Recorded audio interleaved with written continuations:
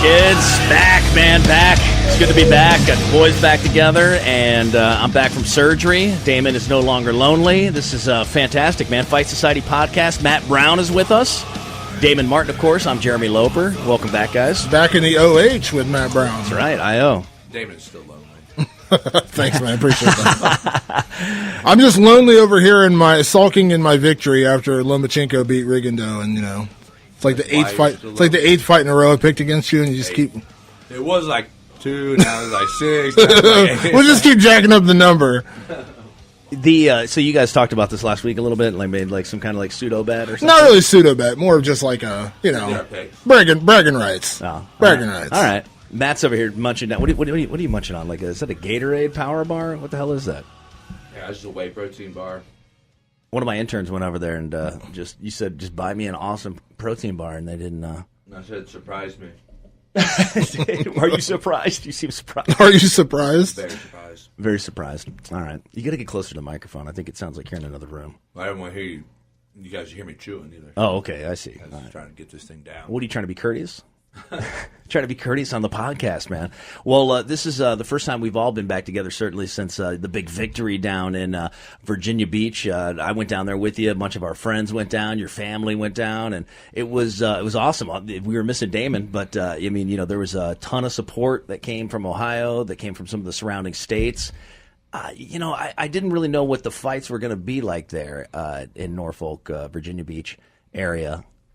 The UFC, I think that was the first time they'd ever been there before. Yeah, in Norfolk. Yeah, yeah, and it was Have they been around there in Virginia at all? They did one in George Mason University when Dustin Poirier fought the Korean Zombie a few years ago. Okay, they did one there in George Mason, which is like there, and so yeah, they've done a couple. I think they did 2 shows there.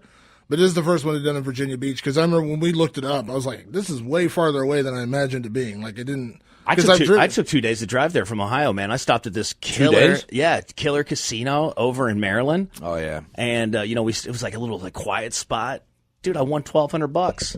Yeah, my last trip to Virginia down there, when I drove down for Poirier and Korean Zombie, I left the night of the fights at like 3 a.m. to drive back, and I got stuck in like the fog in Maryland, and it was literally one of the scariest drives I've ever had in my entire life. Like, I could not, thank God there was a van in front of me so I could see their brake lights. So I followed them all the way into West Virginia, and then finally the fog started to lift. Yeah. Because if they hadn't been in front of me, I would have literally been driving blind. Like, it was the scariest drive I've ever had. So if they drove off a cliff, you've been right behind them. I was right behind them. Well, this seems like a drive! We got an Uber, of course, to the fights, right? Because we were out in the crowd this time around. Because if we go to the fights with Matt usually and he's not fighting, we'll go with him on the fighter bus. But so we went on the Uber, and simple ride. We were actually staying on Virginia Beach, so it was probably like 45 minutes inland to Norfolk, to the actual arena. And we get there, and man, I got to be honest, dude. There was just a ton of people, but we shared an Uber with Anthony Pettis' manager. Money manager, financial advisor, an accountant, yeah, financial advisor, same, yeah, exactly. That's what I'm trying to say. So this guy was totally cool, totally awesome guy, right? We get to the fights, we're sitting directly behind Dustin Poirier's family. So now, and the guy that is Anthony's business manager is like just another row over to the side, and throughout the fights, he's looking over, throwing me to hang loose, you know what I mean? Because we're bros, we know each other, we rode together, you know what I mean? We have riding previous experience together, but now I'm also becoming friendly with Dustin Poirier's family because my wife is from New Orleans, and he's from down there. So all of a sudden, they just have all this stuff in common. So now I'm stuck because once that fight starts, no matter who wins, I got to stay neutral. So Randy starts buddying up a little bit more with, my wife starts buddying up more with Dustin Poirier's family. And so, everybody knows how the fight played out. So she's in a full-on cheer. Guess who looks over? At the worst moment possible. Oh, yeah, the guy we rode with, Anthony Pettis' business manager, looks over, and Randy's just in a full-on celebration. I'm just sitting there just oh, no, it's just 50-50. Talking about me, 50-50 right now, guys. Not favoring anybody. One of the weirdest things ever. You know what I'm saying? Because like where you find yourself in those situations, everyone's family and friends, and everyone's like right there. You know, it's a one of a kind sporting experience. That that's for sure. Being down there, man, I'm telling you, like your walkout this time around, like when the music hit, I'm so glad that they put all that stuff behind them with the I Am the Immortal and with the Hatebreed thing and Jamie. But like it is. Hands down the best walkout music in my opinion. You know what I mean? Like when that hits, people know, man. It's weird. I know the UFC has censored a lot of songs before, but I saw Angela Hill was talking like she's like had like 10 songs of hers they've turned down to walk out to, like metal songs. Really? I mean? Like Amon Amarth and like a bunch of bands that like she just tried to. Because they don't know who it is. That's why. Right? It's just like Angela Hill's down with Amon Amarth. Yeah. You got like new level of respect. Like, when you see her, like I didn't know. I just would never guess, especially her. Yeah. Just her personality doesn't come across. No, she's that a way. big metalhead. Nice. Big metalhead. She's an artist too. So really, yeah, she's a pretty good artist. So, but yeah, as in like a singer, or? No, like art, like drawing. Okay. Yeah, like drawing. That's kind of neat. Not a musical artist. Yeah, but she was talking about that, and then I saw Josh Barnett weighed in because like when he first came back to the UFC. Oh yeah, he trains her. Right? No. Angela Hill's in San Diego. She's with Alliance. Okay. Yeah. But he just trains. He trains a bunch of girl females, though, right? He does. He trains Shayna Baszler, Jessamine Duke, some of those girls. But yeah, he was talking about when he first came back to the UFC, they tried to tell him he couldn't walk out to Bolt Thrower, which is like his walkout song. And he just like basically was like, okay, either you can play Bolt Thrower or I just walk out in silence. And so they caved and gave him Bolt Thrower. That's a move. Wouldn't that be a move, huh? Remember Tamden McCoy? He came out to Demue Borger that one time. I was like, you guys not going to let me do Hatebreed, but he's over here with fucking Demue Borger. I love that. That's like the arguments like backstage at the UFC. You know what I mean? It's like, Dana, I can't believe you let him do. But it's not like that as much anymore. I feel like it's not as punk rock as it used to be. It's a little more hollow. Like since the new company took over, it's a little more business like I should say. More corporate. Yeah. They've turned down a bunch of my walkout songs before. Yeah, because before I didn't have a consistent song. I just pick whatever was driving me at that time. Right. And I still kind of do that sometimes. I always think about it, but I'm like, wait, I got a song written for me by one of my fucking favorite artists of all time, and huge fight fan. Yeah, Jamie like, Jost. how can I not walk out to that? It's like a dream come true. No, you can't not walk out to that. But I remember they turned down Slayer one time. I wanted Skeletons of Society. Yes. I had one. Gosh, I can't remember what it was, but I don't know, man. It's strange how they do that, but now it's you said it's corporate, man. I think it'd be hilarious if your new role in the UFC was music director. I'd love to. I'd love to. Yeah. He just accepted the job. Nobody offered it. Matt just accepted the job. So here's your job. You got all the fighters have to come to you and talk about music. All right, so what are you going to walk out to, brother? I was thinking Pitbull. Fuck you.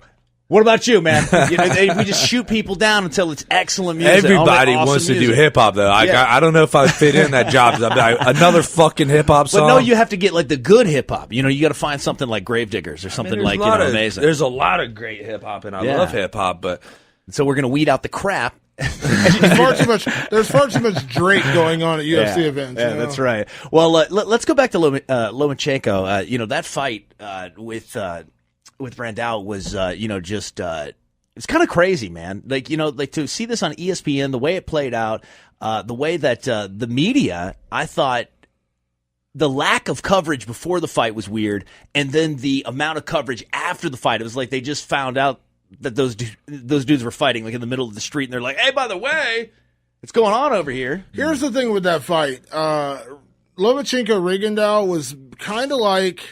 I'm trying to compare it to something in the UFC. It's kind of like...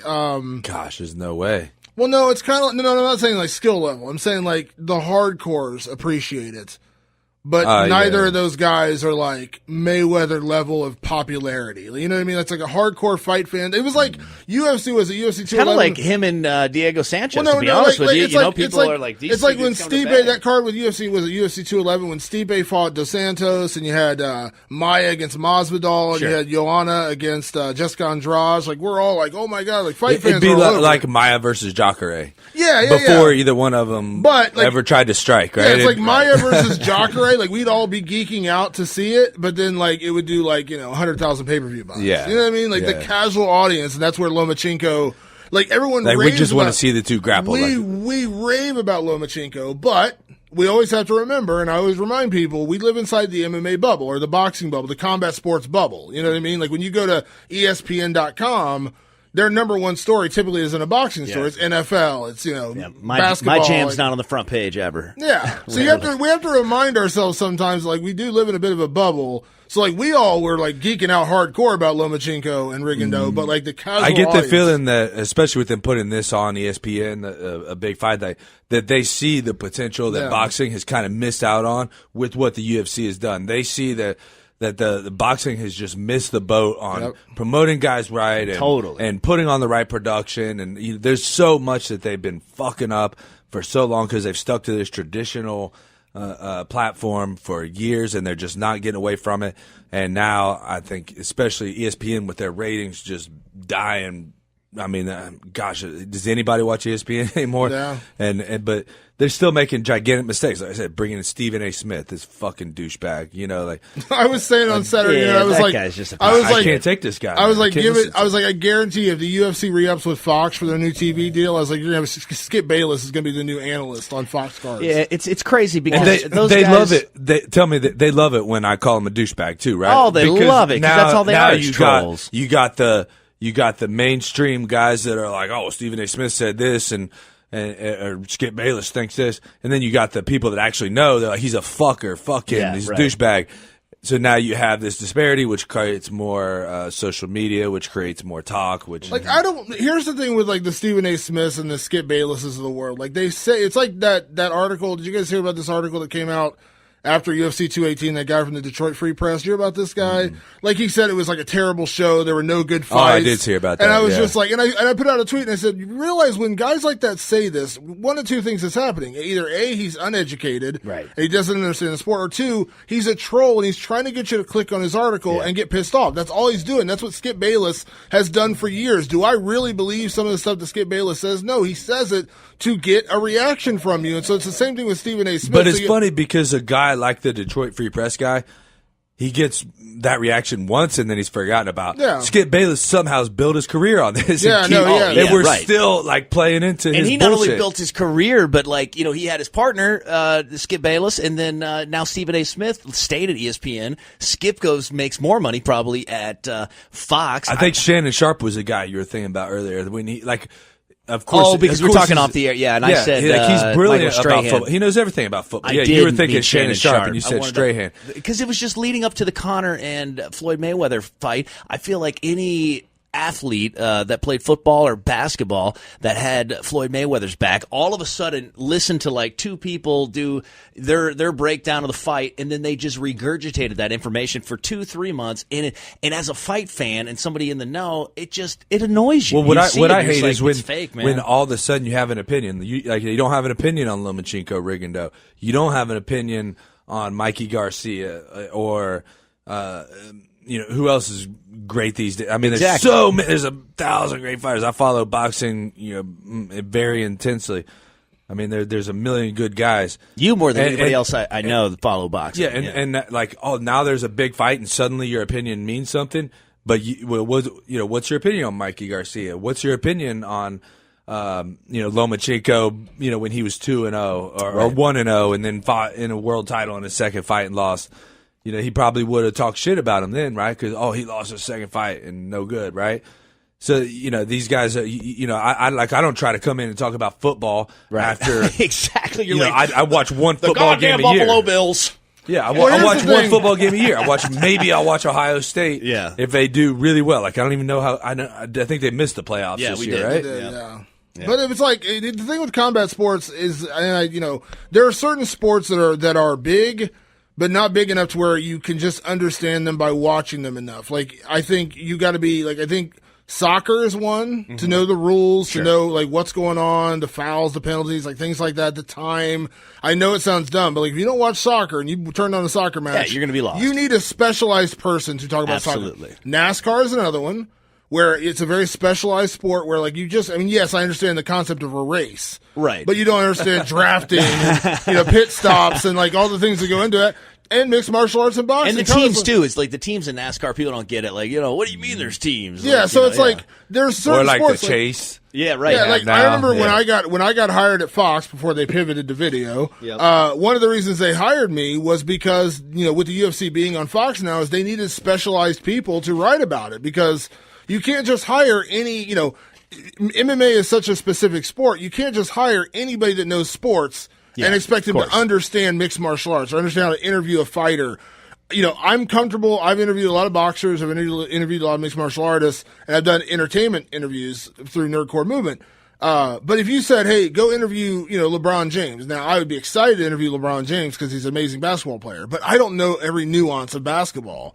So I wouldn't be the guy you'd want interviewing him, because I know the broad overview, but I don't know the game to that kind of intricacy. But I would love to talk to him for an hour about everything except for basketball. But that's what I'm saying. Like, that's a great point. Yeah. Like for certain sports, you have, like if somebody said to you right now, Matt, I'm going to throw you in and you got to commentate a NASCAR race, you would be lost.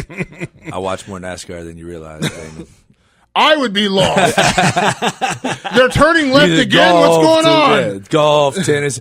So I've actually driven a NASCAR. It's fucking cool. Okay, Did you do the Richard Petty experience? Yeah, man. You have a whole new respect Okay, for NASCAR. so golf. I swear If to they God. say you're going to commentate golf right now, I would be completely lost. that's what I'm saying. That's where the Stephen A. Smith, I'd be like, yeah, you hit the ball like I did at Top Golf that one time when I was drunk. You're like, oh, Matt, could you just be a little quieter when you tell us about the time you're at like I understand, like Stephen A. Smith, maybe he knows a lot about basketball, football, whatever, Skip Bayless, whatever, that's their sports. Fine. But when you try to cross over to MMA, you have to be more educated on it. Totally. You have to and that's be. where these guys are going to fall short all the time. Well, that's why there's so much, you're talking about it, there's so much criticism, but that's what I said. Like when the commentary, I just turned it down. I couldn't take it. They like, need I to was just get ESPN's guys Chael. If you don't have Chael available, then you don't need to cover the event. I mean, like you don't send your basketball guy out to cover Yahtzee. Come on, let's be serious. This weekend there was a bunch of fights, obviously, and the UFC was going head-to-head with ESPN against boxing, and Bellator was on too, right? Yeah, Bellator got the lowest ratings in history on Spike this weekend. Oh. Like 300,000 viewers. What was that card? Did they show the kickboxing? No, that was the middleweight title fight. Carvalho against Alessio Sakari. It was the tape delayed. Right, but I know the kickboxing was on the undercard. I think so. And I don't know what they're doing with that mess with them not showing it live. Yeah. And, a week later, I mean, I tried to, my buddy Kevin Ross, I was wanting to watch his fight and had to watch it a week later last time. That's weird. I think he fought last weekend also, but Joe Schilling fought, and I know the results, but I don't get Spike, and I've been out of town, but it's ridiculous. Why? It is ridiculous. Who came up with this idea? Somebody that doesn't understand TV anymore. Oh, no. We could just delay it. They didn't see it, so they're not going to know what the internet. What do you mean? I remember, I'll never forget, when I wasn't doing this full time, I remember when Crow Cop fought Gabriel Gonzaga in England. Sure. And it was tape delayed. They didn't show it live. They showed it that evening. And the only way you got the results early was through, Twitter, social media, people Which that were we there. all did. Yeah. And I remember I was working that Saturday at my old job, and I avoided everything that entire day. I was like, I want to be surprised. I want to know, I want to watch it fresh. And I think I was on my way home, and somebody texted me, and they're like, "Did you hear about Gonzaga knocking out?" I was like, "You mother!"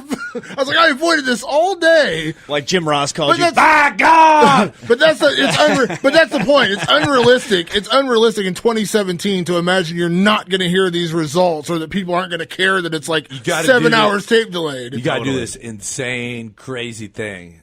Turn your phone off. Yeah, I know. It's fucking nuts, but well, no, that one wasn't. That was the thing, though. That was at a point where I had not looked online. I basically shut my phone off, and somebody literally texted me the results. I couldn't avoid. That was one of those right. You know what I mean? I did nothing to seek it out. Or I can't complain if I go on Twitter. Best friend texted you. Yeah, somebody texted me. See what he wants. They're like, did you see? I was like, of course. Of course I didn't. Of course I didn't get to see. What'd you guys think of I thought it was a great fight. Ortega taking on Cub Swanson. I mean, Cub Swanson is one of the most dangerous guys, period, in the UFC.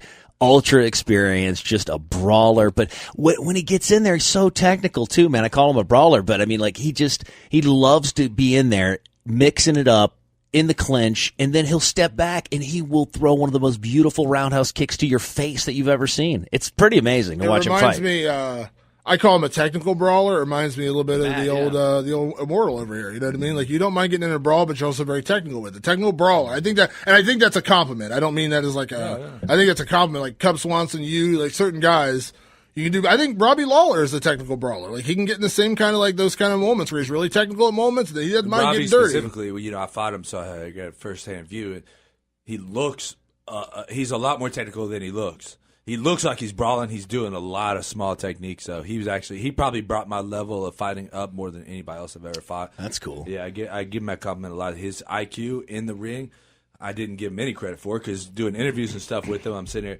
We did a whole media tour together, and we're talking, answering these questions. He doesn't have any answers. Doesn't speak. I don't know if he doesn't speak well, or you're just not interested in it, or what it is exactly. But I thought, man, this guy, like, I'm going to be so much smarter than him. I'm just going to fucking, this would be a good fight for me. That's interesting. That so even on that level, when you are sitting next to a guy and you're analyzing his intelligence before the fight, and you're thinking absolutely. like, wow, so in the cage, I'm going to be superior in intelligence to this guy. Absolutely. I mean, especially when you're doing a media tour like we did. I think we did like 8 hours straight. That's crazy. Where we were next to each other the entire day. I mean, I'm analyzing every little thing about him, watching what he eats and watching what he drinks, if he's chewing gum, I mean, how his eyes look, how he walks, if his posture's right, what kind of exercises he should be doing. I mean, literally everything I can. And maybe that was also one of the issues, too. Maybe I overanalyzed a little bit, where Robbie's just kind of like, fuck it. Like, he was eating a hamburger. And, He's like, fucking eating a hamburger. And like, he's like, watch, I'm going to freak Matt out. Matt's watching right now. Double cheeseburger. Yeah, dude, that's exactly it. He had burger and fries. I'm like, man, I need a salmon, broccoli. And, What's he walk at? What's he walk at, burger and fries? We're pretty similar, I think. I'm not totally sure.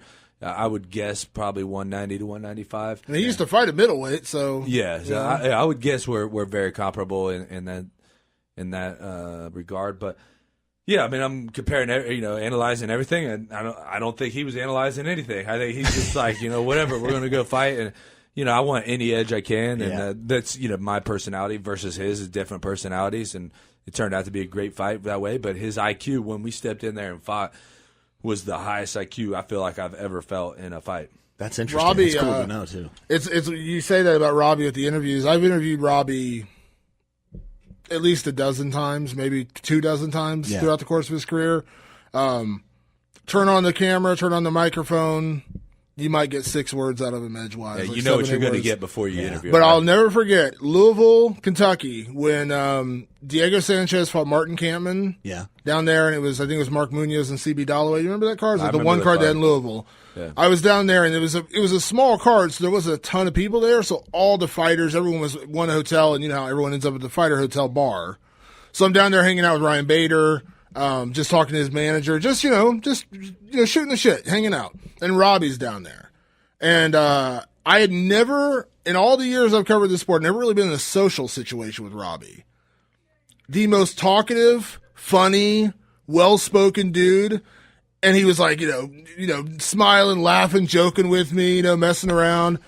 And I was just like, it's just the dude hates doing interviews. Like But there are a lot of media people that ask like insane questions, trying to hit me up a little bit. And, like, you could ask Robbie. Weird. Robbie just doesn't. It's just not him. It's just not his personality. But in that moment, I was just like, "Holy crap, dude! Like this is like he's funny, well spoken, real intelligent." But like as soon as that microphone goes on. Outside of that one interview, which unfortunately was before his fight with Tyron Woodley, where he had that Conor McGregor line. Do you guys remember that? Where the guy asked him, he's like, so what did you think about, Conor McGregor coming down here? And Robbie's like, wouldn't have been a good move for him. And the guy goes, why? And he's like, cause what do you say? He's like, I wouldn't have stopped. I'll take his soul. Yeah, he's like, I wouldn't have stopped. I wouldn't have stopped until it was over or something. He's like, what? He's like, I wouldn't have I wouldn't have done what Diaz did. I wouldn't have taken his neck. And he goes, what would you have taken? He's like, his soul. Literally like the Grim Reaper. The interviewer kind of stepped back and said, oh, this is who I'm talking to. The look on Robbie's face, he was just like, his soul. Well, it's easy to forget that you're talking to certified killers. You know what I mean? Like it's easy, man. Like, but in all seriousness, man, Robbie Lawler, it was scary, man. I barely got off that set alive that time I beat his ass in Jeopardy. I mean, Alex Trebek barely got me in the town car. I mean, it was just really close, really close.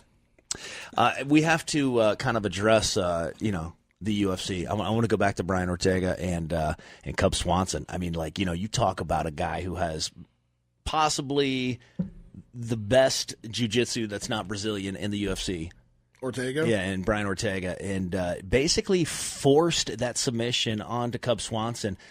I mean, he jumped the submission, and he's physically, I don't know how you guys felt, but you think Brian Ortega looked like a weight class larger than Cub Swanson at times, right? He's just a big kid. He's just a big guy, right? But the way he readjusted for that guillotine choke. Like his hand. That's high level. I know it's a guillotine choke, and guillotine chokes, people make it seem like it's a more simple submission. But he jumped into the guard. I did not think he was going to be and able to hold on to that. readjusted his arms mid-choke. Mm-hmm. That's ridiculous. Well, that's a guy that knows exactly how, he's going in for that. He's doing that in practice, right? Absolutely. I wouldn't say guillotine. I know what you're saying, where the mainstream, the Stephen A. Smiths watching it, probably look at it as a simple submission, and it's one of the most difficult submissions there is because it's so simple. Absolutely. That's what makes it so difficult. Everybody knows what to do.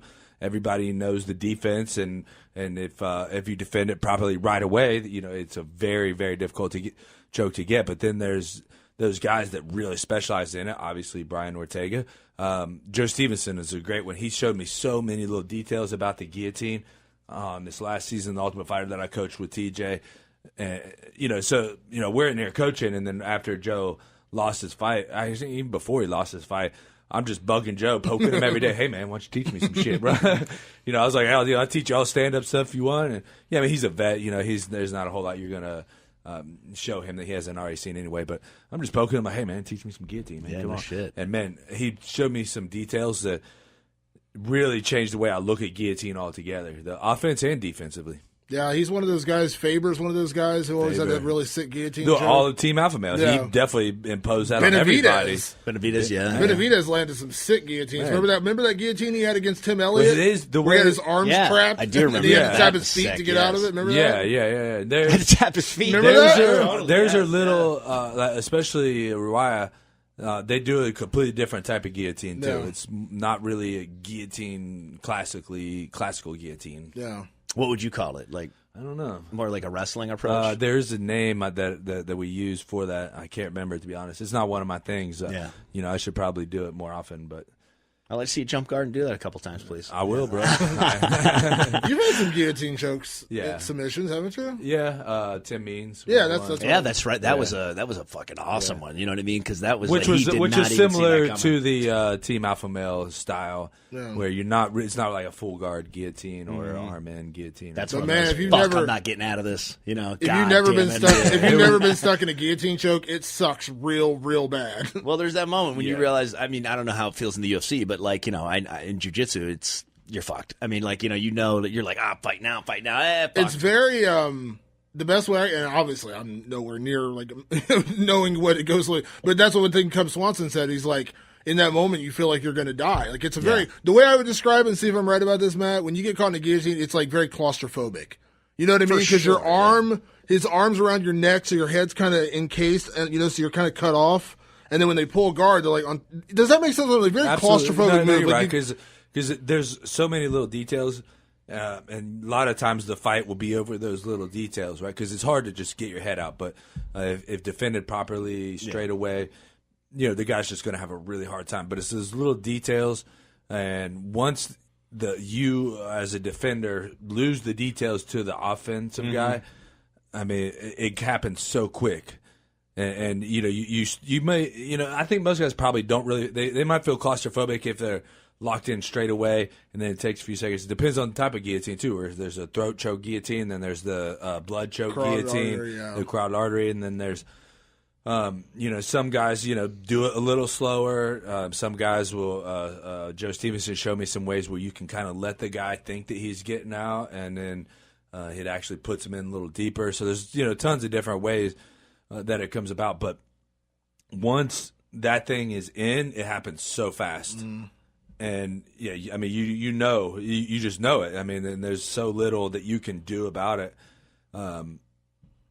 But I don't know. It's man. There's a lot to that. That's a long answer to that question. You almost just have to feel it. Like, you can't really explain it without feeling it. Do you think Cub Swanson is close to the end of the road? I mean, like, what do you think, Damon? No, he's out of contract right now, so they got to rework his deal. Well, that's what I'm wondering. I mean, God, can you imagine if they couldn't work out a deal with Cub Swanson and he went to like a Bellator or something? I mean, like, good luck to everybody in that division. Cub was in a tough spot because, and I get it, and I understand both sides of the argument. Cub was in a tough spot because he lost to Holloway, 2 years ago. Right. It wasn't that long ago. You know what I mean? It was like 5 fights ago for each of them. You know what I mean? And he got, no offense, but he got dominated and he got choked out. I mean, that's just the way. That was that was like Max's coming out party kind of. It's like that's when we kind of went from Max as a prospect to Max as like a legit threat. Sure. And then and then I know it was several years ago, but he had that like 8-second knockout to Aldo, where Aldo flew across the ring and kneed him and knocked him out, and it was over. Right.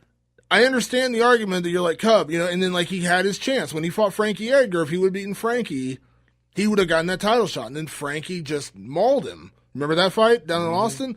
Mauled him. So it's like he's just come so close so many times, and he just hasn't. You think this time maybe he'll, maybe there's a chance if he beats Brian Ortega, maybe he could leapfrog Frankie, maybe. And, and now we know Brian's not going to leapfrog Frankie, which I think is the right So move. he's going to fight Frankie? No. So what's Brian Ortega's next fight, you think? I'd like to see him fight the Korean Zombie. That's the one I'd like to see. What do you think about that, Matt? Yeah. I feel like it's a step down for him, no? Well, here's the thing. The guy, outside of that, here's the thing. The reason who is available? Well, the reason I say that is because Lamas is fighting this weekend against Josh Emmett. Tough fight, but not. It was supposed to be Aldo, so obviously not quite the same. Holloway dominated Lamas last year, so we're not going to. So the reason I say the Korean Zombie is if let's say Frankie fights Max early next year, and let's just say hypothetically that Max wins. Now, if Frankie wins, it changes everything. Let's just say Max holds on to the title.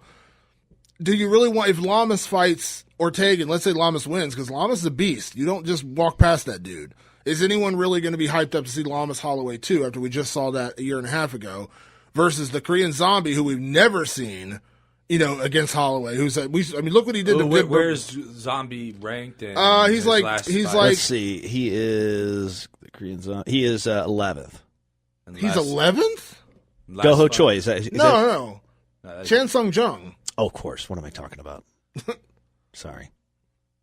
Yeah, he's up there. He's pretty high up there, I think. What was his last fight? When he beat Dennis Bermudez. Yeah, here he is. 6th. Yeah. Okay, yeah. 5th or 6th, depending on where you are. Lower than that. Okay, so 5th in the UFC, 6th in the MMA rankings.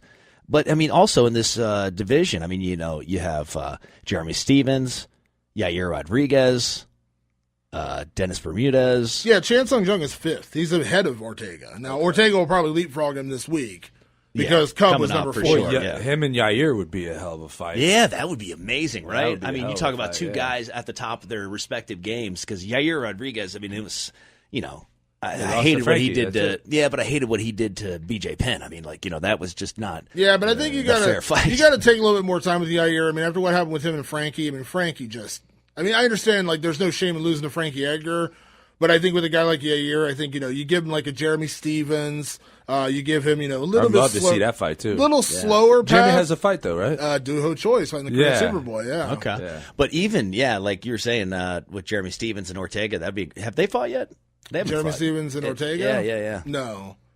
But my point being is the reason I say Korean Zombie is because then you get another number 1 contender. You know what I mean? Because I didn't realize he was ranked that high. It makes sense. We haven't seen Korean Zombie against Edgar. We haven't seen Ortega versus Edgar, and we haven't seen either of those guys against Holloway. Well, Edgar's going to get Holloway for sure, right? Yeah, that's what's going to happen. Yeah. So, and I think it's deservedly so. Absolutely. Did you see Jason Knight fight the other night? Yeah, dude, that was a weird fight. That was fucking crazy. He bit him and I don't know.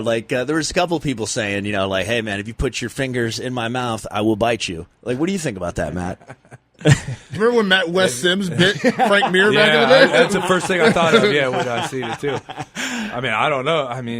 I didn't get to see the fight, so I'm not sure exactly what happened. He apologized right after. Yeah. That was the weird part, was he bit him, and then apologized. usually when you bite, you just kind of deny. I would deny anyway. But it was almost like he was in the moment, and he was honest about it. If I remember correctly, in the moment, I think it was they were against the cage, and Benitez, he was going for a takedown, and Benitez was like scooping his head to lift him up. And they said, and he bit his finger because his finger was like by his mouth. Yeah, and Jason Knight was claiming that his fingers were in his mouth. And if you put your fingers in my mouth, I'm probably going to bite too. I kind of feel like that's the move. I mean, like if you're, I thought that's illegal. Maybe that's hooking, it was right? like it's illegal too. Yeah, for sure. But I thought that it was maybe like how Kevin Lee bit the glove.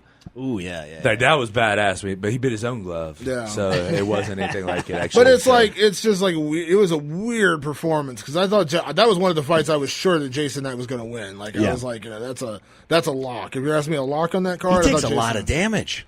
But I mean, Jason Knight looked beastly until he lost to Lamas. Until Lamas worked him over earlier this year, which was like obviously a big step up in competition. But before that, he looked amazing. But he's one of those guys that takes a lot of damage and just keeps going. You know what I mean? Like he's a tough fucking guy. And then we had Marlon Moraes, Aljamain Sterling and Marlon Moraes. Oh man, yeah. Aljamain is an incredible fighter, but I mean that was one of the most vicious knockouts I've ever seen in my life. It's funny. We've had in the last 2 months, we've had 3 oh my God knockouts. Yep. We had Matt with Diego, the Hellbow.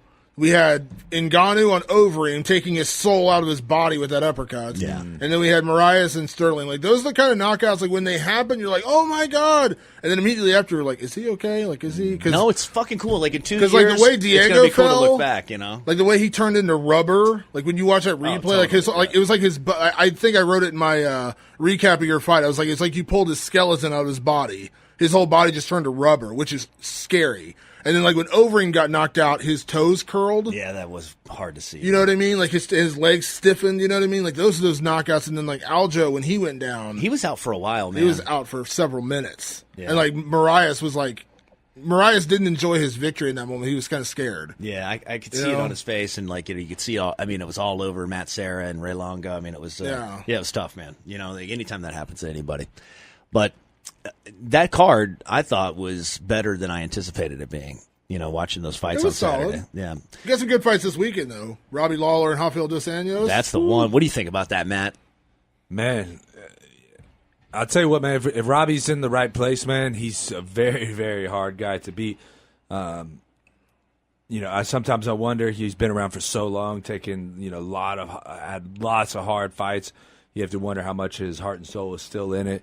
Dos Anjos has never shown any signs of slowing down, right? So he's going to come right after him, and man, that could turn into a real war, I think. Yeah, for sure. And Dos Anjos, I didn't really know what to think at 70. I was like, maybe 55. He was the king for a long time. Him beat Neal, which was a good win. Matchup wise, I think it was just a very, very good matchup for Dos Anjos. Yeah. I'm not sure. Robbie's definitely not as good of a matchup, so we'll see what happens there. He beat Safadine, which is a good win. Tarek's a good fighter, but I don't think Tarek is the same fighter he was in Strikeforce. And Tarek's a damn good fighter. Everybody barely beats Tarek. Yeah, he's a tough matchup, but he didn't do anything that lesser guys have already done. Yeah, and then Neal. I know Neal's your boy, but that was stylistically it was a good matchup for Dos Anjos. Yeah, I think just stylistically, I think he's. And then Lawler though, not so much. That's what we're going to find out. If Dos Anjos beats Lawler, I'm all in. I'm like, give him the title shot. You know what I mean? Because that's legit. I'm with you. Robbie Lawler. I'm with you. Yeah, but former champion. If you're asking me to make a pick, I'm going to go with Robbie Lawler. I mean, that dude, I just can't count. I'm going to lean with you on Robbie. He's going to have a big size advantage. Yeah. I was looking at the reach. I think he has like a 4 or 5 inch reach advantage in this fight. I think the reach and he's going to feel real power at 70 now. Yeah. He's going to see the power difference now. Whereas he was the power at 55. Exactly. He was at least a powerful guy, and Neal's not going to give him the power that I don't think he even hit him anyway. But he's not a power guy regardless. Tarek probably has the power but doesn't use it. Tarek's more of a technique guy. Yeah, I mean, he probably has the power, but he's not going to sit down and bite down his mouthpiece and just swing hard as he fucking can. Tarek's the guy that's going to pick you apart over 3 rounds. You know what I mean? That's what Tarek does. Yeah, he's either going to pick you apart or you're going to barely beat him. That's what happens. He barely loses to everybody. Yeah, he'd barely lose to the best guy or the worst guy. Yeah. So, but yeah, Robbie's going to bite down his mouthpiece. He's going to swing, and it's very, very rare that a guy is going to fight Robbie Lawler and not get hit by him. So we're going to find out how much that power advantage is going to. And that grappling's there with Lawler, just like it is with Dos Anjos. Not like it is with Dos Anjos. Yeah, that's one game he does not want to play. Yeah, but Robbie's very strong. And again, he's an American top team for years. A lot of grappling going on there, of course. So I mean, he's no stranger. No, he's no stranger. I mean, he knows what he's doing, and he's a really, really good with the anti-jiu-jitsu, and that's where he's going to try to stay away from Rafael's game on the ground. He's not going to try to grapple at all with Rafael, no question. But I mean, he's been there with the best, Jacare and others, and he's done okay. I think Jacare submitted him, right? Yeah. But I mean, he was doing okay before that, and so regardless, Rafael, I don't know. We're going to find out how much his power is carried over into 70 in this fight, whether it goes to the ground, because Robbie's going to try to muscle him his way back up, or if it stays on the feet, because Robbie's going to fucking hit you. And Robbie's not easy to get down either. That's the thing. You know what I mean? Remember when he fought Hendricks? I mean, he's a tough guy to get down. Hendricks at that point. Yep. I know Hendricks isn't the same Hendricks since basically he fought you. It was the last card before USADA. Yeah. But looks like Glover to yeah. There's a lot of suspicion on my part about that. On my part, I'm not saying anybody. I'm not going to throw anybody else's opinions, just mine. Glover Teixeira kicking off the main card. Misha Sirkunov. That's a good fight. Yeah. So I mean, big fight. This could be Mike Perry and Santiago Ponzinibbio. A very, very good fight there. Dude, have you seen the videos with Mike Perry and his chick? No. Recently, he's got some he's doing these vlog type videos. They're kind of funny. You should Perry's check them out. insane. His chick's hot, but it's just funny some of the stuff that it's kind of a departure away from his kind of thug attitude a little bit. Just check it out. Perry's grown on me. When Perry first showed up and he had the tattoo on his, I think he had the tattoo on his belly, so the God's gift or whatever. I was like, I don't know about this guy, but I've come around on him. He's a funny dude. I think he's the kind of guy who he doesn't take himself too seriously until it's time to fight, and then he takes it very seriously. Does that make sense? Yeah, for sure. I think that. But I tell you what, though, everyone's really high on Mike Perry because he's had some nasty knockouts lately. But do not sleep on Ponzinibbio. No that way, dude is man. a beast. Yeah, I'm definitely picking Ponzinibbio in that fight. He's far more technical. Well, look at what Alan Jouban did to Mike Perry. Yeah, that's exactly. You know what I mean? A technical striker, just he couldn't get him to engage. And Ponzinibbio, and not only is Ponzinibbio a technical striker, he also hits like a freaking truck. Yeah. Look what he did to Gunnar Nelson. I mean, good Lord. I mean, he just knocked him around. Are both these guys, they both train at American Top Team, huh? Who? Mike Perry and... No, Mike Perry doesn't train at ATT. Yeah, he's in Jersey. So.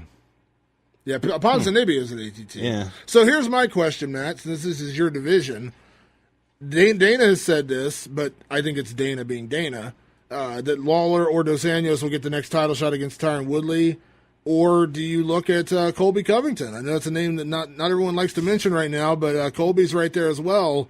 And by the way, I meant to tell you this 2 weeks ago on the podcast. I had Tyron Woodley on the podcast about a month ago before you came back, and I think he said that he had ran into you at some show or something, and he was showering you with compliments, after your fight with Diego. He said some real, I want to play it for you sometime. He just said some really great things about you, and he was just I just respect the hell out of that guy. He's a warrior.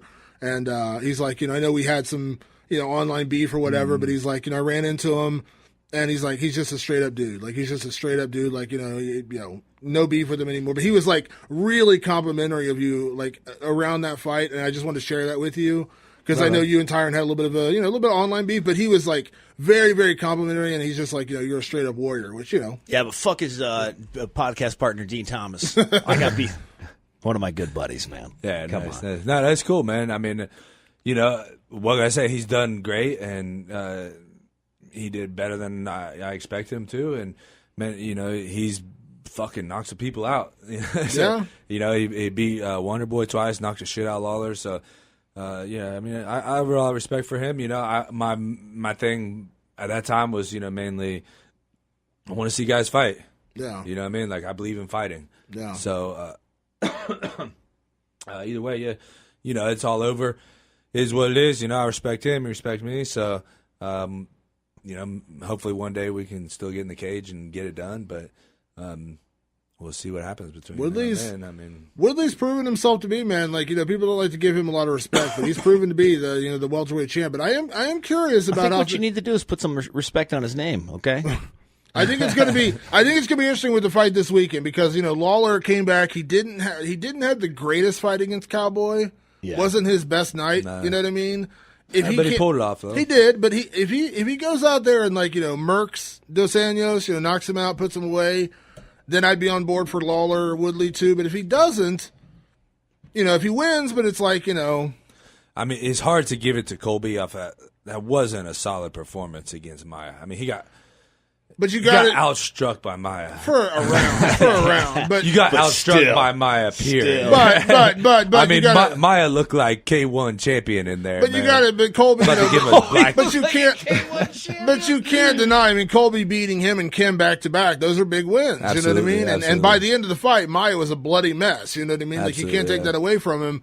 And I know Tyron doesn't really want to fight Colby because he doesn't like Colby's shtick, the way he's building himself up. But here's my thing. Well, I think Woodley's more trying to get the big fight. Right? Well, yeah, and I don't blame him for that. No problem with that.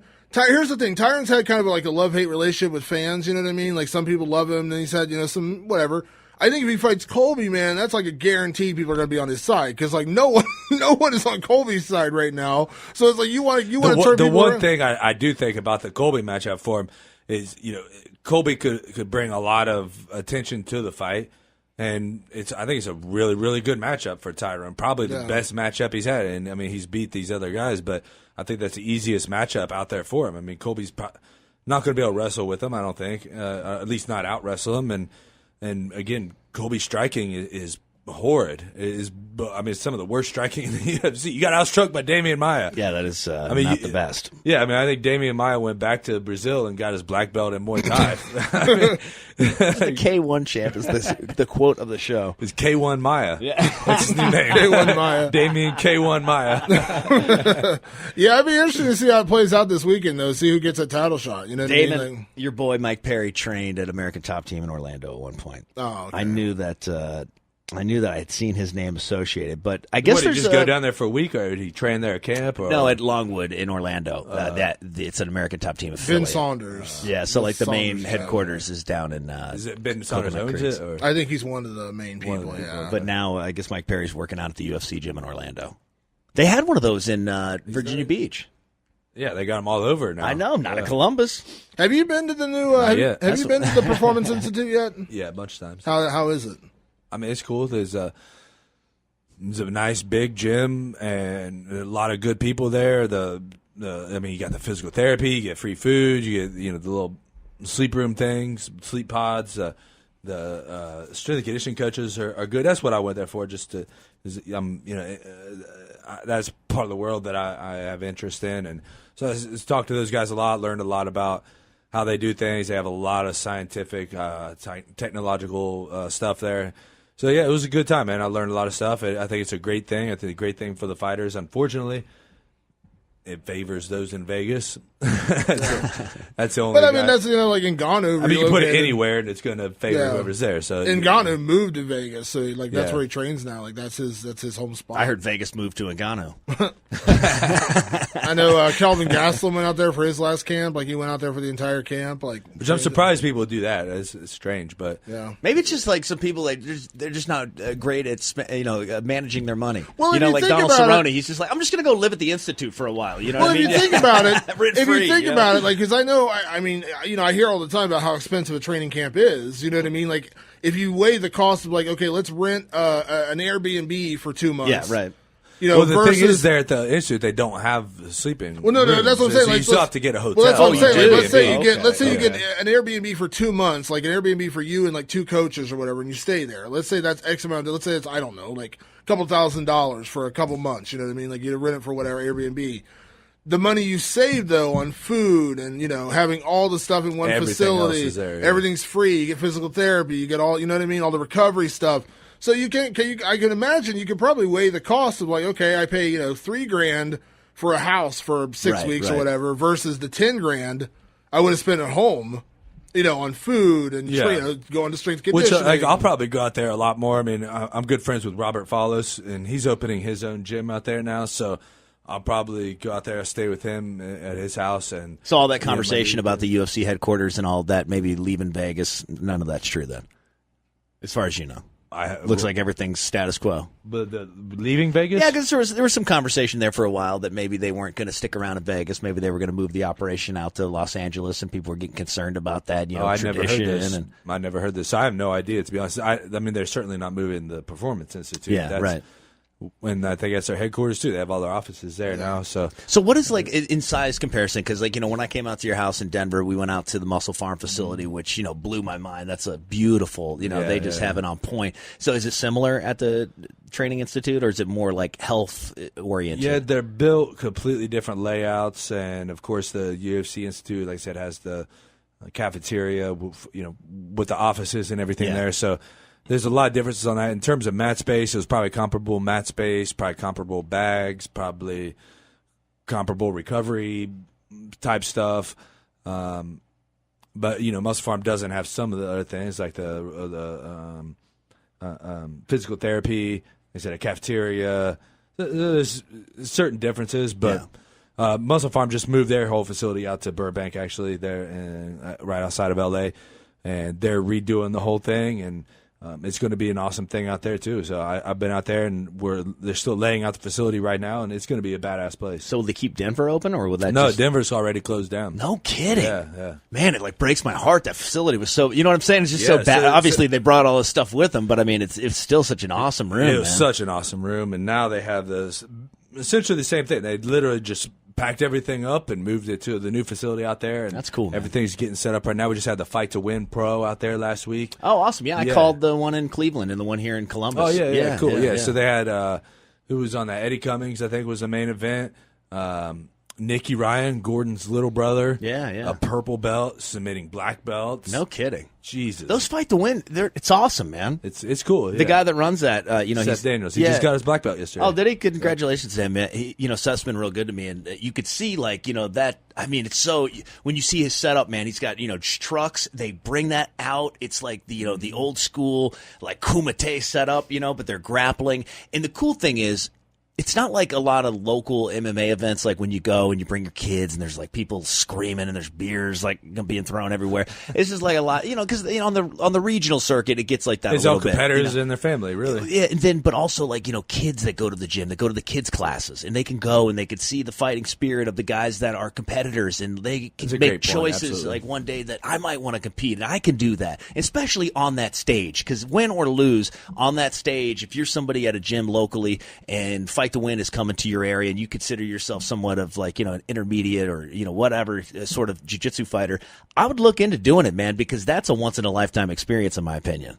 Absolutely. I love Seth's show. I think it's a great concept, and I hope it keeps doing well for a long time. It's done over 50 events now. It's pretty good, man. Yeah, it's a great thing, man. And I mean, the guys that he's having on there with Gary Tonin and for sure, Gordon Ryan. I mean, these guys are just monsters, man. Best in the world. Yeah, Gary just signed with ONE FC. Did he? Yeah. Oh, so that's interesting. Into MMA. Tonin in MMA is going to be that's going to be another one of these high level grapplers that's going to transition to see what he can do. I'm not sold on. Back in the day when jiu-jitsu guys used to cross over into MMA, there was so much hype around it. You know what I mean? In the beginning. But now where the sport is, I think the only really hyped people, when a guy crosses over into MMA, guy or girl, that I get excited about are when high-level wrestlers cross over. Because I don't mean this in any way, shape, or form as offense to Gary Tonin. He's a obviously phenomenal grappler. But the sport has evolved so much that those guys are no longer, the Mayas and the Jacares are few and far between to where they get to that top 5 level. Too. They get to that top 5 level now, though. You know what I mean? Because back in the day, and because of their wrestling. Well, Jacare, just overall athlete, striking. But back in the day, anytime a high level K1 guy or a high level grappler would cross over, it was all the buzz. But now, the only time I get legitimately excited is when when Logan Storley crossed over, who I think that kid is going to be a champion within the next 2 to 3 years. Former wrestler. Mm-hmm. Obviously, we all know Kyle Snyder's talked about. I mean, that would be the greatest blue chip prospect in the history of the sport. You think he's 205 though? You think he goes? Yeah, Snyder? I think he makes 205. Yeah, because the height, I think. He did 190. He did 197 in college, and that was a tough cut. But that's 8 pounds. I mean, that's a big difference. He wrestles at like 219. And that's day of doing tournaments and stuff too. And Kyle's a very dedicated, very disciplined guy. He wrecked the heavyweights too. This guy, man, I don't care if he's too small.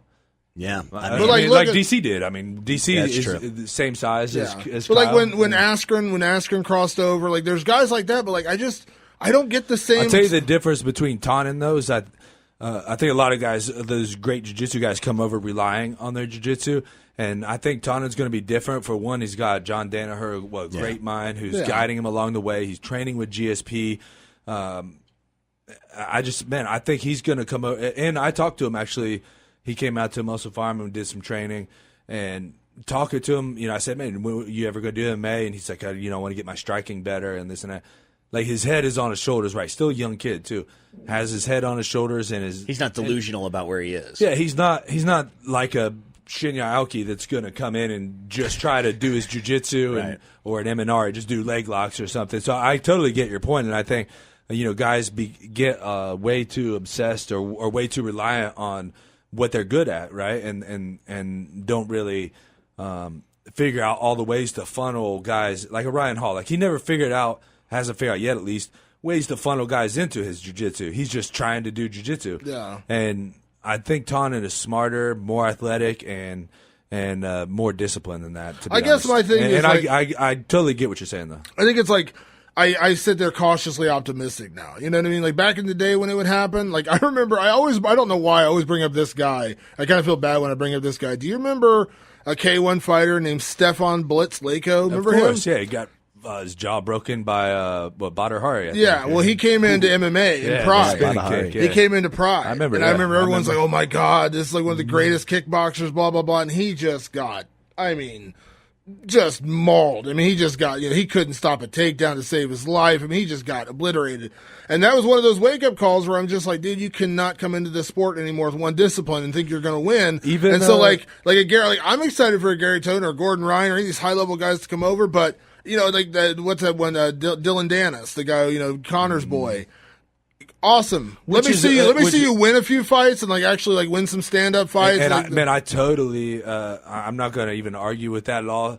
But Dennis and Tannen, again, two completely different levels. Oh, absolutely. Tannen is so much better, and nobody is going to roll with Tannen. No. Right. So if he has a decent stand-up game, again, if he can funnel guys into that game, or have a good enough game where he, that's just a threat that you have to avoid. Like Ortega, we know.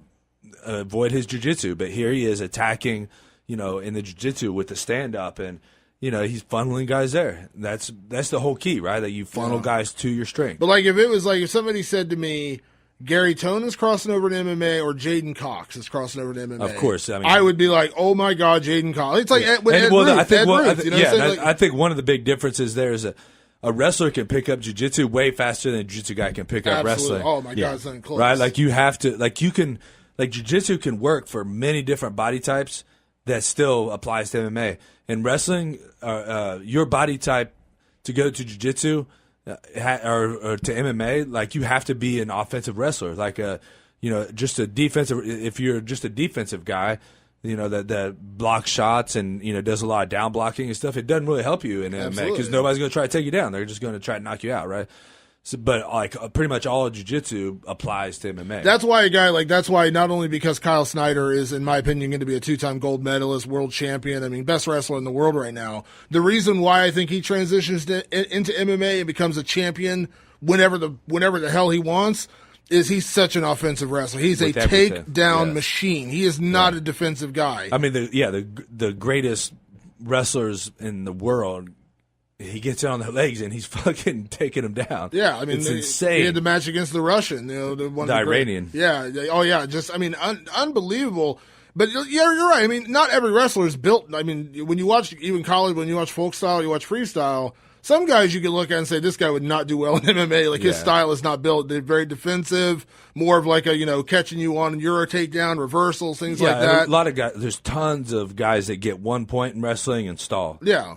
Yeah, so but then you guys, guy like Snyder is not that guy. No, and there's guys that use the push outs. Yeah, I mean, there's so many different styles. So some guys are different- riders. Some guys Yeah. just ride. Like, they're not good at all on the feet. Some guys are good mat wrestlers. So I don't want to. I'm not trying to downgrade, Tannen's prospects. I'm just saying, like, I'm cautious with anybody making that. Now, with all that said, we've got this breakdown. I think that Tannen is going to be able to pick up the wrestling and be an offensive fighter because I think he's an offensive minded person too. Tannen's also in the right place. He's in one championship Yes. where they have. I'm not saying this is. I'm not a dig at all. They bring their guys up very slowly. Like, they're not going to put him in there with, I don't know what weight class he's going to be at, but they're not going to put him in there with, like, the best guys at 155 or 170 right away. They're not going to throw him to an Askren. Obviously, Ben's retired, but you know what I mean. Like, they're going to give him. You're going to see him take on some guys in the beginning where you're like, okay, this guy probably shouldn't be in there with him. But possibly, one FC is one of the, I don't follow it nearly as much as UFC or Bellator or whatever, but if they're anything like Pride used to be and the way the Asians are, they'll throw him to the fucking wolves on day one. doubt. Just like, let's see what happens. Let's see if he can live through this. I think they're going to be a little bit more like, they want him to develop. You know what I mean? They want him to develop. Well, now that Askren's gone, they're looking for a big star. Well, you don't. That's the UFC. Like, I was arguing with people online over the weekend about Mackenzie Dern, who picked up a win last week, and I said, "Oh, she did. I didn't even know she fought." I said, That's she's awesome. in Invicta now. She's And hot. I said the UFC needs to bring her in now, and everyone's like, she's not ready. She's not ready. And I said, I understand. She's like 5-0, and she's her striking is still kind of suspect, but you bring her in and you put her on like the Paige Van Zant plan. You put her on like, where she's going to be fighting a couple, 3 people who probably shouldn't be in there. Yeah. Because you just always run that risk because eventually if she stays in Invicta, they're going to put her against, because there are absolute UFC level fighters in Invicta.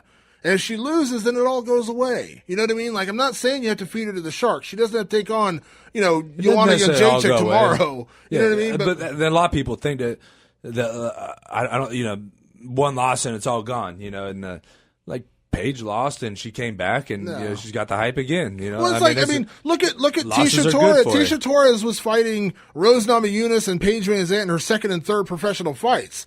You know what I mean? Like, I'm not saying like you can't give Mackenzie Dern time to develop, but Mackenzie Dern has star potential, and I just think you're wasting. You're not. She can have those same Invicta fights in the UFC, and you're starting to build her fan base. Absolutely, you know what I mean? You start building her to where, and then eventually, maybe when she is 10-0. Then you start throwing her a top 15 competition. Right. Are you going to tell me and look at the UFC matchups and some of the fighters? And I'm not insulting anybody. I'm just saying you're telling me there's not 3 or 4 lower level strawweight fighters that you couldn't throw in there and think Mackenzie Dern is going to submit this person. I mean, come on now. Like, let's be honest about it. You know what I mean? Like, look at Ngannou is a great case because outside of Curtis Blades, who was a pretty solid fighter, he beat him early on. But when you look at the rest of the guys, I think Ngannou's 6-0 or 7-0 in the UFC right now. He fought Arlovsky. They fought before the UFC? Who? Ngannou and Blades? No, they fought in the UFC. But it was like Blades' like second UFC fight. He's gotten a lot better since then. Well, you said Ngannou was... No, I'm saying like Ngannou in the UFC, like his 7 opponents, I think. It's like Overeem obviously is the best one. Okay. He beat Arlovsky, at this point in Arlovsky's career, no offense, he's not the same Arlovsky as even 2-3 years ago. He beat Curtis Blades, which is solid. Then he beat a lot of guys where you're like, probably not. And even Overeem with a big win to one of the best strikers in the UFC heavyweight division, they've always been chinny. And against a powerful guy. Stylistically, it was a much more favorable matchup than putting him in there with like a Verdum. Absolutely. Or a Velasquez or something like that. We definitely talked about, Velasquez. Verdum, okay. We could talk about that, but or even hypothetical. You could even say like a Mark Hunt who has a freaking chin. Now I'm not saying he couldn't knock him out, but Hunt also. Every fight's different. You know what I mean? Every fight's set up a certain way. But that's what I'm saying. Like Ngannou, That's why we talk about it, right? Yeah. Ngannou, but you would say the heavyweight division is not as deep as other divisions. Once you get outside the top 10 or whatever, and that's fine. But Top 5, really. Ngannou had 4 or 5 fights where he was able to build himself into where he's getting some hype. Yeah, your point stands. Yeah, that's what I'm saying about Mackenzie Dern. Why not? Why not bring her in? And that's why I you said said they're going Tonin. to do that with Tonin. I'm telling you, man. I think Tonin's going to get the wrestling down good. I think he's going to develop I'm into a good striker. I'm excited when I say I'm cautiously optimistic. I'm excited. Your point stands. I think Tonin may be one of the exceptions where I hope he is. Yeah, to argue against. I hope he is. People think her accent's I think he fake. will. People think her accent's fake. Who's? Mackenzie Dern? They They think she fakes her accent. Her I'm telling father, you, the underground, they're so vicious. her father's Brazilian. Underground's Like, awesome. her We father- could just do a podcast just on the underground. Like, just read the threads and like. Oh, Well, I yeah, was the thinking dummy. like we should do like the best thread of the show or something like that, like just from the underground, just to show some like UG love. You know, like 5 years ago, that'd probably been awesome. The underground has just turned into a shit show. oh no, is this a Jesus. call to action? Man, I don't go on there. I don't go on there anymore. I not can't. at all. Yeah, I mean, I go on there and look a little bit, but like some of the stuff that's on there now is just like. the other ground is I do 10 times more now. Yeah, I because go it's over like there, too. it's basically like all the other ground is a bunch of Reddit threads just consolidated. Yeah, the best ones. Yeah, the best Reddit threads. consolidated in there. So yeah. I can either go on Reddit to like 20 different Reddit forums, or I can just go onto the other ground and get the best of. Or I know you stay off of the other ground, don't you? I go on there occasionally. They love Trump on there, man. They love. Yeah. Well, I'm on everything, like always on that website. So I'm easy to find on there. It depends It's on Loper MMA if you guys want. Here's the thing about the underground. It depends on what the subject is, because there's some stuff they put on there where I still crack up laughing. Oh Yeah. yeah, with it's some of the best. threads Yeah. on there where I just absolutely die laughing. And then there's other times where it's just like, this is just really mean-spirited, like trolling, you know what I mean? Like, come on, you know, like, it's like, Don't So ever one thing post with- anything emotional. I was thinking about asking Your you ass. about on the radio show we did earlier today, but man, so what do y'all think about this Keaton Jones thing? Oh, so the Keaton Jones thing is kind of crazy. Dude, you know? this has gotten deep, right? Yeah, it's Have gotten you really read deep. about this This shit? kid was getting bullied. He was a young man that survived cancer. He was getting bullied at his school. He had cancer. I thought it maybe Brain tumors, and they had him Okay, yeah, removed, and okay. all these like terrible. I could his tell that something was done, scars. but I couldn't tell. I didn't know what it was. People were putting their hands in his shirt during lunch, just fucking with this guy to no end, right? So Joe Schilling reaches out to the mother. but it was a troll. It wasn't actually his mother. I wasn't. It was. They You're found certain out of it this? wasn't. It's all over. But he put out a video yesterday, and he was basically saying she only wanted money for like Christmas presents. Like they were directing him to retweet a link to GoFundMe. her GoFundMe, but it wasn't the GoFundMe that everybody was raising money for the bullying thing. It was for Christmas presents. So he sent out a video, and he was like, "Hey, just to give everybody a heads up, it's kind of like a bullshit deal." But it Which wasn't the- actually her. It wasn't his mom. They found he talked to some random account. He wasn't talking to her. So what did he? I did have he no idea. apologize I know or anything? that he took that video down. Yeah. Oh, he did take Yeah. it down. Okay, so then there you go. Yeah. But I mean, But there's all kinds of rumors, like people were Well, on the her rebel Facebook. flag Yeah, they're like thing. the mothers. Well, I think that was confirmed though, right? It was Yeah. they went back and found it with the rebel flag, and which you got to take that however you take it. I mean, some people consider that like rebel flag racist. Some people Right. are going to say where were get- you? Were you at a NASCAR race? Like where were Well, you? they were. I think the thing was they were because it was about the NFL players kneeling, and they were Sure. saying I stand for my flag, and they had an American flag and a rebel flag. They're deep South people, and that was what I think the sister had tweeted. They said, "Look, my mom's not a racist; she's just a strong Southern woman." Which I don't know. I'm not a Southern person, even though I might sound like it, but I'm not a Southern person. I don't know.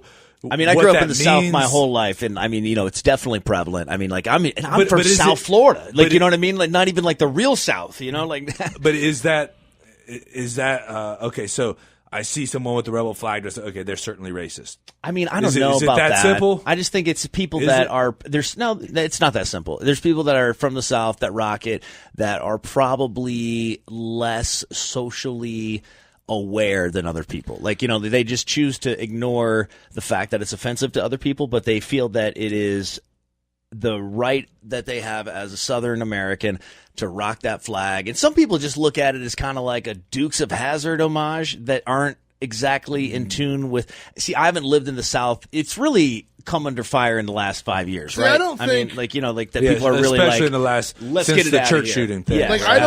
I don't think anyone that rocks a Confederate flag is necessarily racist, but I think people who do rock the flag need to do a little bit more research to find out what it actually stood for. Like the people who are Right. arguing today saying that the Civil War wasn't about slavery when it absolutely was about slavery, you know what I mean? Like you have to you wouldn't no one would rock a Nazi flag and say, I just love Germany. You know, I'm German. This is my representation of Germany. No one would do that because Good point. there's such a strong connotation with that flag, that you know better. You know what I mean? And I think we've kind of been desensitized to it a little bit because the Civil War was, what is it, 150 years ago? We're a little more desensitized to it at this point. There's so much other stuff has happened to where it's like we've kind of, it's a joke, but like in the movie Clerks 2, when he's like, I'm taking it back, he's like, they're taking it back from like what it's supposed to mean. So I don't think everybody who automatically rocks the Confederate flag is a racist, but it is absolutely a symbolism of racism, of the Civil War, of slavery. And so like it's hard in this day and age with social media, obviously TV, it's hard to not be obvious that people are going to take that as racist, right? Yeah, I think it's hard to forgive someone. Well, I had a picture of me from 18 years old, like I went backstage and met Charlie Daniels. Like this is some kind of justification. And so I'm rocking a bandana and a shirt that has a rebel flag on it. And I posted it online. And that was what, 20-something years ago? Yeah, it was. And that certainly that's before social media and the social justice warriors and this constant, like you could do that and you weren't, lambasted for it. I definitely right? didn't mean it that way. You know what I mean? Didn't mean it, but I mean, you wouldn't have known that it meant anything different. Again, in this world, how do you not know that that's exactly the way people are going to take it? Yeah, we were overly influenced by the Dukes of Hazzard, Damon, I'm telling you. I think it's just one of those things where you just have to I'm not one of those people I think everyone is a little bit too much PC, a little bit too much overly sensitive. Like I remember, I'll never forget when I want to say it was when Carrie Fisher passed away. And Steve Martin put out a tweet and said, I met her and she was a gorgeous woman. And then I got to know her and she was one of the most intelligent, smartest women ever. And people went nuts saying, why'd you have to comment on her looks? And I was like, people, calm the fuck down. Like, that's not that big of a deal that he complimented her. Like, and he had to go on this apology tour. And I'm like, this is so dumb. So there's a level to it. You know what I mean? But something like the Confederate flag, and I don't want to turn this into a big debate, but that's one of those things where I think you have to be a little bit more sympathetic. You know what I mean?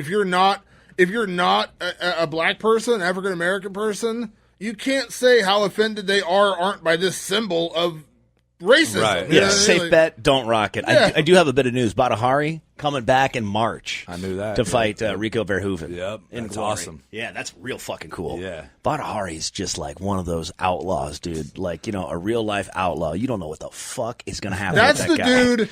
Badahari is the guy that one day you expect. I swear to God, he is Lee Murray of this era. You expect him to knock out a fighter on Saturday night, and then Sunday you heard about he was in a heat style shootout with cops in the middle of a bank run. That's what Badahari is. You just don't know what to expect with this dude. So unpredictable and just fun to be a fan of that guy, somewhat, I guess. Yeah, depending on what he does. But yeah, that's going to be Rico Verhoeven is a guy that I think he's a young guy. Badass stallion. I mean, can anyone beat He's a him? stallion. I mean, we'll see, dude. I mean, the guy's he's not a regular horse in the pasture field, man. That dude is he's the guy. He's the alpha of that whole Glory organization. I mean, the heavyweight champion, the man. He was talking about crossing over to MMA, and then he decided to stick with kickboxing a little bit longer. Ooh, what about him versus Ngannou? Wouldn't that be nuts? Dude's nasty. Yeah, I mean, Saki, he's here too, man. So he was supposed to fight coming up, but he got injured. So, do you enjoy Glory? You like Glory, of right? course, a little bit. Yeah, fucking love Glory. Yeah, Glory's great. I mean, the clinch and the elbows and all that. I mean, that's annoying, but it's a different sport. So it is a different sport. And that's a cool way to look at it, right? Yeah, Muay Thai and kickboxing are different sports. Period. I want to make my own sport with just elbows and knees. Oh, that's kind of fun. Just clinch the whole time, elbows and knees. Yeah, call it no stubs. punches, no punches, no kicks, no. Hey, did you fist that guy? Point deduction. Punched him. None of that over here. You seem like you got an update. What do you got, before we get out of here, I was going to have a couple of the fan questions for Matt. Oh, yes. Let's see. What was one of the questions? That's right. Somebody asked who you're eyeing as an opponent, which obviously we know you haven't decided whether you're going to fight or not yet. No, Damon Martin. It's because you can't pick fights anymore, Matt. Just stop. You only win the big ones. I get all the little ones. My statistically. They want to know what you think of the possibility of Eddie Alvarez, Dustin Poirier 2. I love that fight. I hope it happens. Interesting. I never thought about that. I'd like to see it. It's a great idea. I like it. Somebody else asked, would you ever consider once MMA is done, would you ever consider transitioning into boxing? That's an interesting question. I would. I'd love to, man. I've thought about it before, but at this point, it doesn't make a lot of sense. At 37 years old, I'll be 37 next month. That's an awful old age to be coming into a speed reaction sport. Do you see Chris Lytle's doing bare knuckle boxing now? Yeah, which is cool, and maybe I should go fight Chris Lytle in that. That'd be cool, right? Yeah, that would be cool. And bare knuckle boxing. But I'll tell you, man, I'm not the type to do anything at a quarter, half, even 3/4 level. I got to go 100% if I'm doing this to be a champion, man. And I think I could do very well in boxing, but at this point, I couldn't compete with the top guys, the Sergey Kovalevs and the guy Andre Ward, who I guess retired, but he'll probably come back. But guys like that, I mean, why would I want to go in and be number 10 in the world? Well, that's why I know you said when we talked about you coming back or not coming back for fighting, it's like the same thing. You said, I don't want to come back just to be a guy. Yeah. I don't want to come back just to be the number 10 ranked welterweight and fighting. You could fight a million guys, but if you come back, you want to fight because you want to be a champion. Exactly. That's the way I get it. Because if that's not what my body is able to do right now, then I'll be a champion of something else. I'll have a gym. Yeah. Be a champion of training others. You know what I mean? Yeah. I'm gonna be successful whatever I do because I put everything I have into whatever I do. So 100%, man. I don't want to put a little bit into it. You know what I mean? And it's cool if that's your thing. You just want to I want to box. I want to say I boxed. You know what I mean? Cool. And it's hard. I mean, there's some fun things I could do. Like me and Chris Lytle could fight BKB and fucking probably be a blast. I'm sure. BKB is that's what it's called. Bare knuckle boxing. I got it. I just love that we're breaking it down now. No, that's the name of the organization. I love it. I love it. And it's really ridiculous. They put boxing gloves on, then they just have the opening for the knuckles, so it's not actually bare knuckle. Oh, that's hilarious. I'm not even sure if the knuckles land. It's like crotchless panties. Very much like crotchless panties. You're like, that's what are we exactly, doing here? Yeah. The point of panties is crotch. Yeah. That's where that's a great point, bro. Melvin Gillard did bare knuckle boxing. Like he was in that organization. Yeah. See, and that's something fun. That's a niche thing you do. Make a couple bucks and you just have a. Well, I know you said blast you would love to it. do Muay Thai too. You know what I mean? Like that's always been a passion. I've always wanted to do Muay Thai even before I was in the UFC. That's what I wanted to do originally, but there's no money, and I was like, and everybody's doing it. I could go sign up for an MMA fight over the weekend and have get a fight where Muay Thai I got to wait a couple years till someone coincidentally comes around and here you go, you get a Muay Thai fight. That's kind of wild that it even works out that way, Well, especially in the Western world, maybe you go to California. There's things out there. I mean, just not in Ohio. I mean, I did like some Sanshao fights just because I wanted to do kickboxing. I didn't even know what Sanshao was. The guy actually told me that it was Muay Thai, and then I got taken down. I was like, "What the fuck is this?" I just found the video. I just found it the other day, the DVD. And I happened to have a $20 DVD player, so I hooked up the TV and plugged it in. And I mean, I'm looking at the ref like, "What the fuck is he doing? What is this?" And and then actually, so he ended up. I'll just tell you the whole story. So he comes out. My hands are up. I'm standing in a Muay Thai stance, and he comes and takes me down, and stand up, look at the ref, like what are you doing? Okay, whatever. Okay, we'll take that one. We'll go again. Takes me down again. Again, I look at the ref. What are we wrestling? So they had no punches or kicks been thrown yet, right? So the third time, I put my hands down. I get more in a wrestling stance. Now the guy kicks me in my face. And I was like, what in the hell is this? So anyways, I ended up surviving. The guy, he was like 9-3. It was my first kickboxing fight I ever had. It was Scott Shealy's show. And, I ended up surviving. And then I remember that night, I had to go to work. It was like I was working third shift at this place called Marzetti's. Oh my God! Somebody that used to work with you there ran into me at my son's wrestling meet nice. over the weekend. He's like, "Hey, let me ask you a question. Matt Brown used to work at the salad dressing place Marzetti's." I was like, yeah. He's like, yeah, I thought that was him, man. Yeah, he was a badass worker too. I was like, what? I was, dude. Knocking out red dressing right and left. Nobody stood a chance. What was his name? Do you remember? I don't remember his name, unfortunately. But yeah, I remember the first time I saw a Sanshou match. I was at a K1 event, and it was Kung Lee. Because Kung Lee's like the Sanshou. Only Sanshou fighter in the world. Yeah. And they're like, this is Sanshou rules. And I was like, okay. And so like, he comes out and like, let's go a bunch of, he just keeps fucking throwing this dude on his head. Like, you don't go to the ground. You just throw them to the ground and then they get back up. And I was like, what the fuck is going on? What is this? Like, I had never heard of Sandshaw before. It's an amazing sport. It was like, 1, 2, wham! And Kung Lee actually brought it a lot of notoriety. In China, I think some is due to Kung Lee. The Sandshaw has grown into a very large sport over there, actually. It's very popular now, and there's some money to be made over there fighting Sandshaw.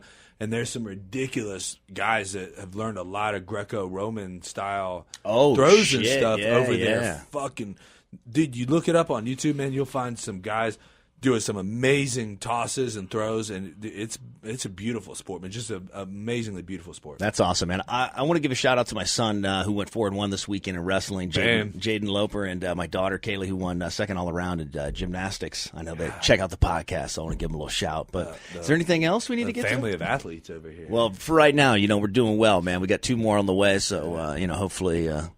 You're the one struggling over here with your broken arm and shit. Yeah, my shoulder surgery. You got twins on the way, Loper? Is that what you said? 2 more on the way? Well, I got 2 more behind Jaden and Kaylee. I'm joking. I heard 2 more on the way. It's like, oh, Loper got twins. I'm taken care of, bro. I'm off the market, No, what I always hear of Marzetti's, it's funny is I was telling the story of your story. The only reason I always remember Marzetti's is because I remember when you told the story about going to the concert where Dimebag got shot. I remember you were telling me you got off work at Marzetti's. I don't know why that always stuck in my head. Well, we just passed the anniversary. 14 years. Yeah. Just the other day. 13 years. 13? Yep. I actually missed work that day because that's what it was. Yeah, I was on a point system, and I got to work like a minute late, and you get a point. I was like, all right, well, fuck it. I'm going to do something else. Yeah, I always remember that story. I don't know why Marzetti sticks in my head, but I always remember that story. And that's why you never, ever get to work early, kids. Because you could miss a Damage Plan concert, and it could be the very last one. It could be. Unfortunately. Yep. Sadly. Hopefully not. Yeah. That's a sad thing, man. That is a sad thing. But It clicked in my head because I remember I think it was Jamie Josta actually posted, tribute to Dimebag. I was like, oh my God, it's been that long. Oh man, Instagram was blowing up with that this week. I mean, people love Pantera, people love Dimebag Darrell. It was cool to be at Rock on the Range. Was it this year or last year? Last year, when Hell Yeah came, because that was the first time Vinnie Paul had been in Columbus since Damage played at Alvaro Sevilla when Dimebag got killed. Yeah, pretty special stuff. And thanks to everybody who listens to the show. We just got a really nasty message on Instagram from Mark Coleman. He said that he for sure blames Damon Martin for not being invited in today. Oh, listen to this. I let Damon take all the blame for that, by the way. Like, everybody didn't know that. This. And I said, yes, champ, it was probably for sure Damon. So I think we're going to try to get Mark Coleman in here.